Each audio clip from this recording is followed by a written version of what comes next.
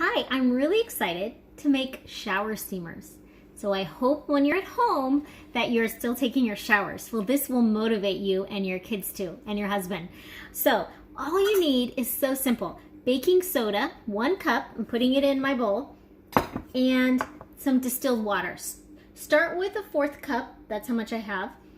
And then if you need more, add more. So we're gonna mix it up. It should be kind of dry, cake-like. This is what it's looking like.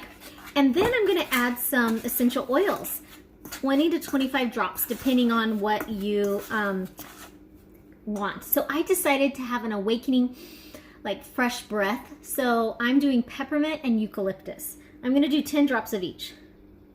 3, 4, 5, 6, 7, 8, 9, 10. I like showers to wake me up in the morning, and this definitely will. Kind of smell like a spa.